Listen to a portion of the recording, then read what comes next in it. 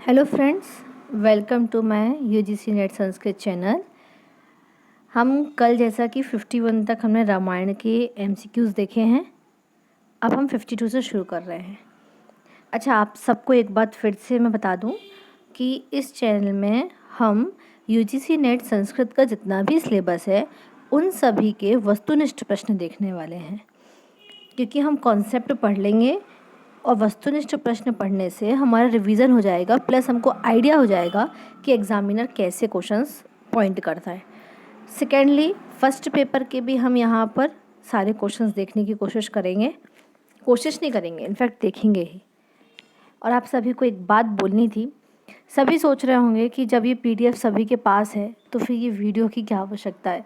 शायद कोई कुछ और भी सोच रहे होंगे, लेकिन दरअसल बात यह है कि मेरे पास भी पीडीएफ है और मैं भी इसकी तैयारी कर रही थी। तभी मैंने नोटिस किया कि मुझसे पढ़ा ही नहीं जा रहा था फ़ोन पे, और खूब सारे पेजेस थे। तो मैं नहीं पढ़ती थी, मतलब डाउनलोड सब करके रखा था, पर पढ़ती कुछ नहीं थी मैं। फिर मैंने नोटिस किया कि मैं वीडियो सुन लेती हूँ। वीडियो में चाहे जो भी है, मैं लगा के वीडियो सुनना ही तो है। तो वीडियो सुनते सुनते बल्कि मैंने नेट क्लियर कर लिया, लेकिन मैं पढ़ नहीं पाई। तो फिर मेरे दिमाग में आया कि क्यों ना मैं ऐसी वीडियोस बनाऊं जो हेल्प करे, क्योंकि हम नोट्स होते हैं हमारे पास लेकिन हम पढ़ नहीं पाते हैं। तो और वीडियो कैसा होता है कि हम ट्रैवल कर रहे हैं, हम कहीं जा रहे हैं, तो हम वीडियो सुन सकते हैं। अब अरुण जी की भी जो वीडियोस होती थी, जो सर्वज्ञभूषण जी की जो वीडियोस होती थी, वो मैं नॉर्मल मैं कहीं ट्रैवल कर रही हूँ तो मैं उनको सुनती थी।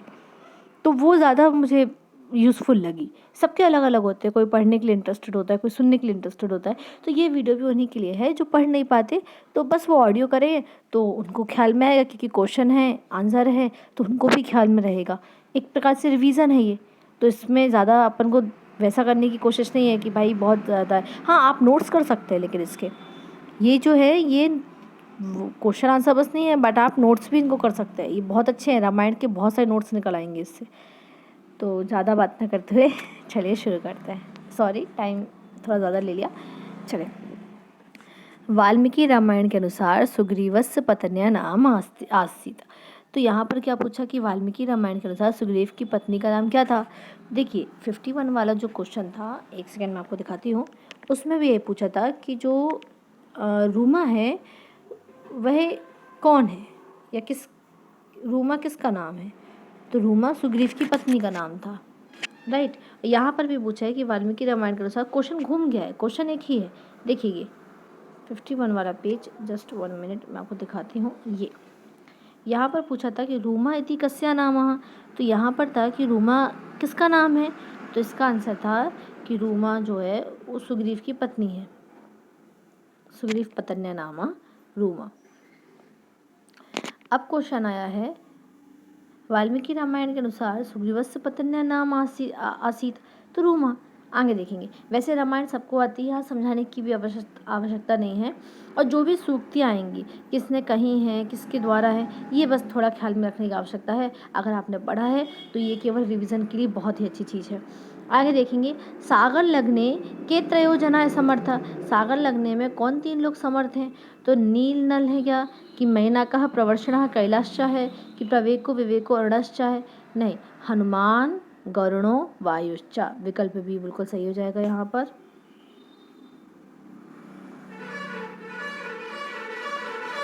अजस्य पितु नाम के, अज के पिता का नाम क्या है। तो अज के यहाँ पर पूछा कि अजस्य पितु नाम के, अज के पिता का नाम क्या है। तो अज के पिता का नाम रघु है।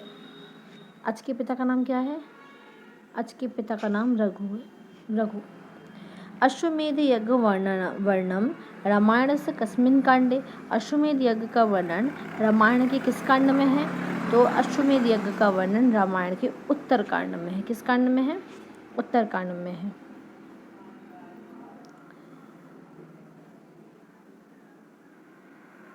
उत्तर कांड में, ठीक है।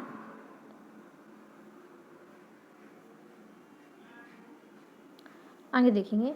मंदोदरी का पति कौन है। तो सबको पता है कि मंदोदरी का पति कौन है। मंदोदरी का पति रावण है। इसमें थोड़ा टाइम लगता है। यहाँ देखिए, अजस्त वाक्य नाम सत्य सत्य परेश समीचरम चुनत। रामायणी कथा। अच्छा, एक बात इनमें ध्यान रखेंगे कि रामायण पहले हुई थी कि महाभारत, कमेंट में बताइए। पहले रामायण हुई थी, बाद में महाभारत हुई थी, इसलिए महाभारत में तो रामायण मिलेगी, महाभारत के अंदर रामायण का अंश आ जाएगा या रामायण आएगी, लेकिन रामायण के अंदर महाभारत नहीं आएगी। ठीक है, ये ख्याल रखेंगे।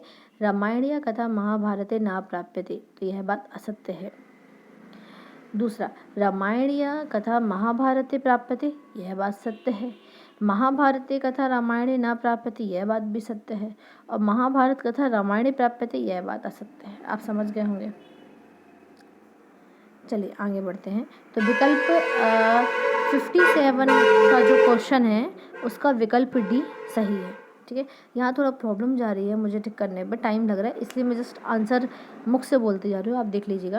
और बाकी नीचे आंसर किए, इसको भी आप स्क्रीनशॉट लेके चेकआउट कर सकते हैं। आगे चलते हैं। राम लक्ष्मणयोः अध्ययनम कुत्र जातम, राम लक्ष्मण का अध्ययन वो कहाँ जाते थे अध्ययन करने के लिए, कहाँ? तो आप सभी को पहले पता है कि पहले जितने भी छात्र होते थे, जो बालक होते थे, वह उनकी शिक्षा आश्रमों में हुआ करती थी, वहाँ पर वो शिक्षा दीक्षा प्राप्त करते थे। तो यहाँ पर ऑप्शन है आपके पितृगृह, क्या पिता के घर में, दंडकारण्य में, तक्षशिला विश्वविद्यालय की वशिष्ठ आश्रम में। तो वशिष्ठ आश्रम है, इसका 58 का डी विकल्प सही हो जाएगा। आगे देखेंगे। यावत्तस्था शयन्ति गिरया सरितश्च महीतले इत्येतत् वाक्यं किम अनुसरति, यह वाक्य कहाँ से अनुसरित है, कहाँ से आया हुआ है? तो यह वाक्य रामायण से आया हुआ है। यावत् स्था शयन्ति गिरया सरितश्च महीतले, ये बात ख्याल रख लीजिए। यावत् स्था शयन्ति गिरया सरितश्च महीतले कहाँ से है? रामायण से है। आगे देखेंगे। दशरथस्य कति पुत्रः आसन्, आप सभी को पता है दशरथ के कितने पुत्र थे। तो यहाँ पर देखिए 59 का विकल्प ए सही हो जाएगा, 60 का विकल्प डी सही हो जाएगा। दशरथ के कितने पुत्र थे? दशरथ के 4 पुत्र थे। 61, सीता स्वयंवरे येषां धनुः केन भग्नम, सीता स्वयंवरे येषां धनुः केन भग्नम, तो सीता के स्वयंवर में जो धनुष था वो किसने तोड़ा था? तो वह राम ने तोड़ा था। तो विकल्प इसका सी हो जाएगा। 61 का विकल्प क्या हो जाएगा? सी सही हो जाएगा। सीता केन हिता, सीता का हरण किसने किया था? सीता का हरण किसने किया था? तो सीता का हरण रावण ने किया था। तो विकल्प ए सही हो जाएगा 61 का विकल्प ए, नहीं सॉरी माय मिस्टेक। सीता स्वयंवरे येषां धनुः केन भग्नम, रामेण, राम के द्वारा धनुष तोड़ा गया था। तो यहाँ पर 61 का सी विकल्प सही हो जाएगा और 62 का ए विकल्प सही होगा कि सीता का हरण रावण ने किया था। वाली केन था, वाली को किसने मारा था? तो वाली को राम ने मारा था। आगे रावणस्य भार्या का, आप सभी को पता है, अभी पूछा था कि मंदोदरी के पति कौन है ना? और अभी क्या है? रावणस्य भार्या का, तो भार्या कौन है? मतलब पत्नी, तो मंदोदरी है। 64 का डी विकल्प सही हो जाएगा। रामेण को लंकाधिपति कृता, राम ने किसको लंका का अधिपति बनाया था? तो विभीषण को बनाया था। किसको बनाया था? विभीषण को बनाया था। ये आप एक बार देख सकते हैं, स्क्रीनशॉट भी ले सकते हैं। क्या होता है कि हम पढ़ नहीं पाते, हमारे पास सामग्री तो रहती है लेकिन हम अपने आप को खुद ही अनुशासित नहीं कर पाते, जिस कारण कि हम अपना पूरा अटेंशन प्रॉपर दे नहीं पाते स्टडी में। ये जो वीडियो है इसमें क्या होगा, जैसे आप एक वीडियो सुनेंगे तो आप, जैसे मैंने इस वीडियो में इस पूरी प्रतियोगिता गंगा को सोचिए कि मैंने 30 या 40 वीडियो में मैंने कंप्लीट किया और ज़्यादा या कम में किया। अब आप क्या करेंगे कि एक दिन का आपने 4 वीडियो सुनने का मान लीजिए टारगेट बनाया, तो आपने उतने क्वेश्चन ना नोट्स कर लिए या उतने क्वेश्चन लिख लिए, ऐसे आप नहीं पढ़ेंगे। पर वीडियो सुनने के माध्यम से हो सकता है आप कहीं जाते कुछ नोट कर लें, कुछ सुन लें, कुछ रिवीजन हो जाए इस बहाने डेफिनेटली। एंड मुझे विश्वास है कि अगर आपने अरुण जी का, सर्वभूषण जी का और भी जितने हैं उन सब का पढ़ा है और उसके बाद आपने यहाँ पर अगर रिवीजन किया है, रिवीजन डेफिनेटली MCQ से ही होगा, क्योंकि आप कितना भी पढ़ लीजिए। देखिए एक बात किसी ने कही थी, मुझे ध्यान नहीं है उनका नाम, उन्होंने कहा था कि टफ़ से टफ़ एग्ज़ाम भी 6th मंथ में निकल सकता है अगर हमारी स्ट्रेटेजी सही हो। सबसे पहले जो एग्ज़ाम हम देने जा रहे हैं हमें फ़ोकस करना चाहिए कि वो एग्ज़ाम किस किस टाइप का आ रहा है। जैसे हमने नेट एग्ज़ाम दिया, यूजीसी नेट का, जेआरएफ नेट, है ना। तो उसमें हमने क्या किया भाई, वो एग्ज़ाम क्या रिटन आ रहा है कि ऑप्शनल आ रहा है, ऑप्शन वाला आ रहा है, टिक आ रहा है ना, एमसीक्यूज़ आ रहा है, मल्टीपल आ रहे हैं। तो पहले हमको ये फोकस, अब मल्टीपल आने के बावजूद भी हम 3-3 4-4 बार में निकाल नहीं पाते एग्ज़ाम। कोई बड़ी बात तो नहीं है इतनी भी कि हम पीएचडी के लिए वो एग्ज़ाम क्लियर ना कर पाएँ, कि हम नेट ही ना निकाल पाएँ, क्योंकि हम पढ़ते तो हैं लेकिन हमारी स्ट्रेटेजी कमज़ोर है। कुछ तो हम अपने आप को अनुशासित नहीं करते। Hard work is very important, ये डिक्लाइन नहीं कर रही हूँ मैं, लेकिन स्मार्ट वर्क मोस्ट इम्पॉर्टेंट। मतलब हार्ड वर्क इम्पॉर्टेंट है पर स्मार्ट वर्क सबसे ज़्यादा इम्पॉर्टेंट है। अगर क्वेश्चन जिस वे में पूछा जा रहा है उस वे को समझने की कोशिश कीजिए। कभी कभी क्वेश्चन वही होता है लेकिन हम बस समझ नहीं पाते हैं, यह आप भी जानते हैं। खैर, मैं यहाँ एमसीक्यूज़ कर रही हूँ मोटिवेशन स्पीच नहीं है, लेकिन इसलिए समझिएगा, क्वेश्चन आंसर्स हैं कभी नहीं हो पाते। हमारे पास बुक्स होती है तब भी हम नहीं पढ़ते, हमारे पास पीडीएफ होती है तब भी हम नहीं पढ़ते। कई कई लोग, जैसे मेरे जैसे लोग हैं, मुझे ऑडियो में ज़्यादा इंटरेस्ट है, मैं बुक्स होगी ना तो भी मैं नहीं पढ़ पाऊँगी ज़्यादा। ठीक है, पढ़ लिया, टाल दिया, ठीक है। मोबाइल में पीडीएफ पढ़ी होंगी ना तो भी मैं नहीं, और मोबाइल में खैर फोकस भी लगता है तो आंखें भी दर्द होती हैं, तो भी मैं नहीं पढ़ पाती। बट हाँ, मैं ऑडियो सुनती हूँ। जैसे मैंने सोचा कि मैं 4 वीडियो आज सुनूँगी, तो 4 वीडियो मैं सुनूँगी और फिर मैं उसके नोट्स तैयार कर लूँगी। बस मैंने अपना कोटा कंप्लीट कर दिया। और अगर मैं सोचूँगी कि मुझे इतना करना है तो आई एम श्योर मैं 2 दिन तक उतना नहीं कर पाऊँगी। ऐसा मेरे हाल है। इसलिए मैंने अपना समझ के कि जैसा मेरे को प्रॉब्लम गई है, अगर वैसे मेरे जैसे भी कुछ लोग हैं जिनको प्रॉब्लम जाती है तो उनकी हेल्प के लिए वीडियो है।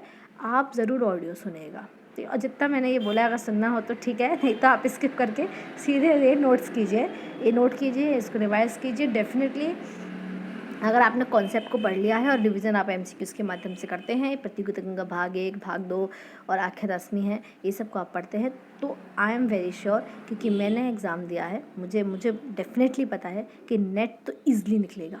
जेआरएफ और हार्ड वर्क, स्मार्ट वर्क की आवश्यकता पड़ेगी आपको अपने आप को एक अनुशासन करना होगा, डिसिप्लिन करना होगा पढ़ाई के लिए, तब तो जेआरएफ भी निकलेगा, ईज़िली निकलेगा, 6 मंथ के अंदर निकलेगा, कोई दिक्कत नहीं है। लेकिन अगर आपने नहीं पढ़ा है, अगर आप इन्हीं को बस पढ़ते हैं, तो भी आपका नेट निकल के रहेगा। बस कॉन्सेप्ट क्लियर रखिएगा और रिवीजन के लिए केवल एमसीक्यूज़ को हायर कीजिएगा, फिर आपको डरने की ज़रूरत ही नहीं है नेट से।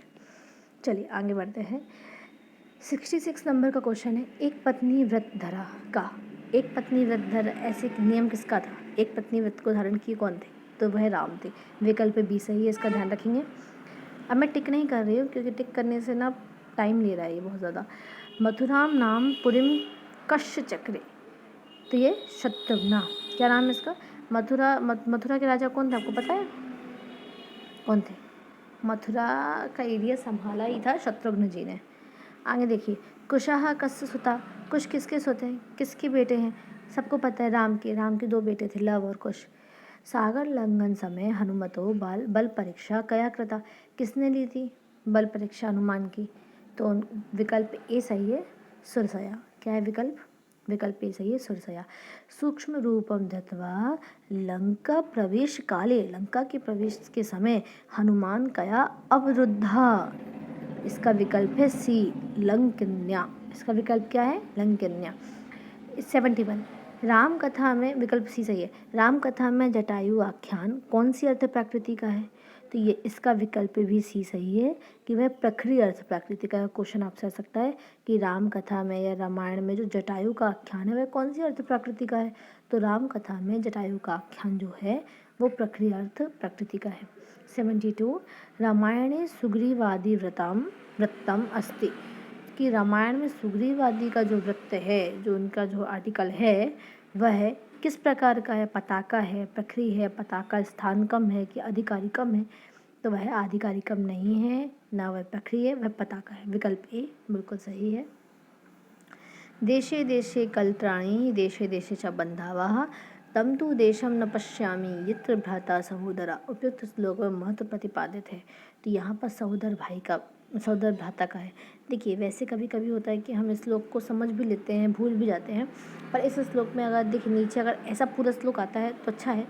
ऊपर बांधवा लिखा है, इससे आप ध्यान कर सकते हैं कि सहोदर भ्राता। दूसरा भ्राता सहोदरा खुद ही लिखा है नीचे वाली लाइन में। तो ये बहुत प्यारा श्लोक भी लग रहा है। देशे देशे कलत्राणी देशे देशे च बंधवा तम तु देशम न पश्यामि यत्र भ्राता सहोदरा। आगे बढ़ेंगे तो इसका विकल्प डी सही हो जाएगा 73 का। 74 वशिष्ठ गुफा कहाँ स्थित है? तो वशिष्ठ गुफा उत्तर काशी में स्थित है। आगे देखेंगे 74 का विकल्प बी, हाँ मैंने सही कहा, उत्तर काशी में।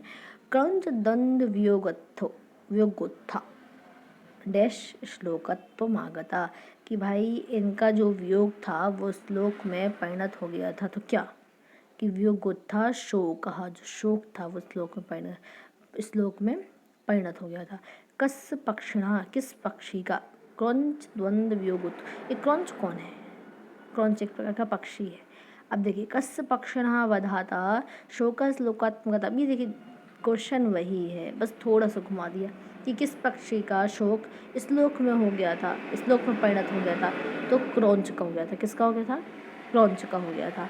रावणासुरात् सीताया विमुक्ति अन्य स्वप्नेन दृष्टा, कि रावण का जो रावण सुरात सीताया विमुक्ति अन्य स्वप्नेन दृष्टा कौन थी?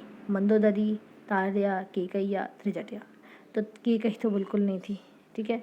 मंदोदरी भी नहीं थी, तार्या भी नहीं थी, कौन थी? त्रिजटिया थी। चलिए, रावणं मन्यमाना मां सीता भीता भविष्यति कदा द्विजातिरेव संस्कृत भाषणे। याद कर लेंगे, रावणं मन्यमाना मां सीता भीता भविष्यति कदा द्विजातिरेव संस्कृत भाषणे। द्विजातिरेव संस्कृत भाषणे, इसका स्क्रीनशॉट लेना चाहे तो ले सकते हैं, बाकी PDF मैं अपने डिस्क्रिप्शन में आपको दे दूँगी। आगे, कस्मिन युगे रामो राज्यम चकार, किस युग में राम राज्य था? तो सबको पता है, सतयुग, द्वापर युग, 4 युग होते, त्रेता युग, कलयुग। तो त्रेता युग में। विकल्प बी 79 का विकल्प बी बिल्कुल सही हो जाएगा। रावणेन सीता कुत्र स्थापिता आसीत, रावण ने सीता को कहाँ रखा था? आप सभी को पता है, क्या वो उसने घर के वाटिकायाम में रखा था? गृह वाटिकायाम, वाटिका में तो रखा था, लेकिन उस वाटिका का नाम क्या था? अंतःपुर वाटिकायाम, रावणांतपुरे, क्या अशोक वाटिकायाम? सबको पता है अशोक वाटिकायाम। 81, तो अच्छा 80 का विकल्प बी सही हो जाएगा। 81 क्रौंच वधम विलोक्या मां निषाद प्रतिष्ठां त्वं गमः शाश्वती समः इति श्लोकम कहाँ उच्चारितवान? किससे संबद्ध है? किसने उच्चारित किया है? किसकी उक्ति है? मां निषाद प्रतिष्ठां त्वं गमः शाश्वती समः, यह वाल्मीकि की है। किसकी है? त्वं गमः शाश्वती समः किसकी है? वाल्मीकि की उक्ति है। रामायण श्लोक संख्या, रामायण में श्लोक संख्या कितनी? 24,000। रामायण के आश्रित काव्यम एतत् भवति, रामायण के आश्रित इनमें से कौन सा काव्य है? तो रामायण के आश्रित इनमें से रघुवंश है। कौन सा है? रघुवंश है। अनार्यजुष्टं स्वर्गं कुर्यां पापमहं यदि इक्ष्वाकुणामहं लोके भवेयं कुलपांसना, केन इदम उच्यते, किसने कहा है? अनार्यजुष्टं स्वर्गं कुर्यां पापमहं यदि इक्ष्वाकुणामहं लोके भवेयं कुलपांसना, ये भरत ने कहा है, भरत के द्वारा कही गई उक्ति है। अनार्यजुष्टम, याद रखिएगा, अनार्यजुष्टम स्वर्गं कुर्यां पापमहं यदि इक्ष्वाकुणामहं लोके भवेयं कुलपांसना। शोकः श्लोकत्वम् आगतः इति कस्मिन् काण्डे वर्णितम्, ये किस कांड में? शोक जो है वो श्लोक में परिणत हो जाता है, ऐसा किस कांड में? तो ऐसा बाल कांड में ही आ जाता है। आगे देखेंगे, रामायणस्य समीक्षितावृत्तिः कयं संस्थया प्रकाशिता, ये है प्राच्य विद्या मंदिर वडोदरा। रामायण की समीक्षा वृत्ति किस संस्था में प्रकाशित होती? प्राच्य विद्या मंदिर वडोदरा, ठीक है। आगे, सुलभ पुरुषा राजन सत्तम प्रियवादिना अप्रियस्तु पथस्य वक्ता श्रोता च दुर्लभा, ये लाइन आती है कई बार कि सुलभ पुरुषा राजन सत्तम प्रियवादिना अप्रियस्तु पथस्य वक्ता श्रोता च दुर्लभा, श्लोक ममुम रावणासुर प्रति का उक्तवान, रावण के प्रति किसकी उक्ति थी? तो यहाँ पर विभीषण नहीं है, मारीच, तो यहाँ मारीच उत्तर सही होगा। मारीच और विभीषण दोनों की ही है उक्ति थी। सुलभ पुरुषा राजन सत्तम प्रियवादिना आप्रियस्तु पथस्य वक्ता श्रुता च दुर्लभा। 88 प्रतिपत्पाठशीलश्च विद्येव तनुतां गता इयम् उक्तिः कुत्र उपलभ्यते? प्रतिपत्पाठशीलश्च विद्येव तनुतां गता, यह उक्ति रामायण में है। किसमें है? रामायण में। क्या है? प्रतिपत्पाठशीलश्च विद्येव तनुता गता। आगे देखिए सुलभ, ये देखिए वापस आ गई। सुलभ पुरुषा राजन सत्यम प्रियवादिना प्रस्तु पथस्य वक्तश्रुत दुर्लभ श्लोकम रावणासुरम प्रति कहा उक्तवान किसकी है? तो विभीषण। सी विकल्प सही हो जाएगा 89 का। 90 में देखेंगे तथा में माधवी देवी विवरम दातुर्मर्हति उत्तरे वाल्मीकि रामायण कांडे केन उत्तम। कि यहाँ ये उत्तर, देखो वाल्मीकि के उत्तर रामायण कांड में है ये। तथा में माधवी देवी विवरम दातुर्मर्हति, तो किसने कहा था? सीता की उक्ति है।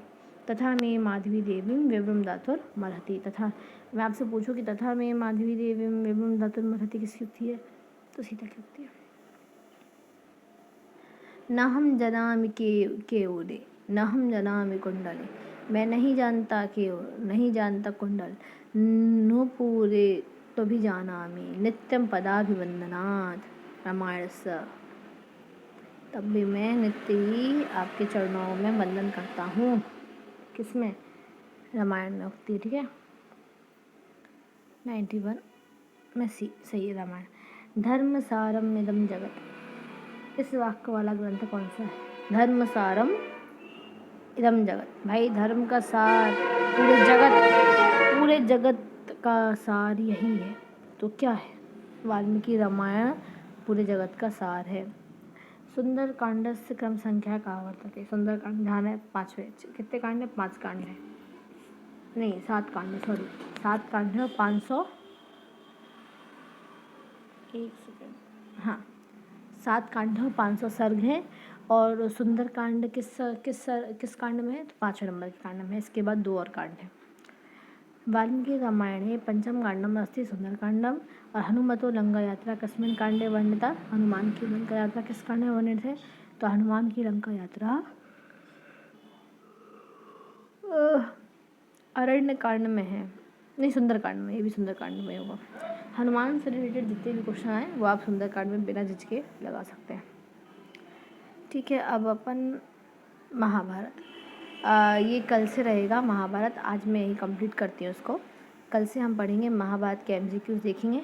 ऐसे करते करते हम कोशिश करेंगे कि पूरी प्रतियोगिता को हम कंप्लीट कर लें। ठीक है, चलिए यहीं पर वीडियो को समाप्त करते हैं। ओम।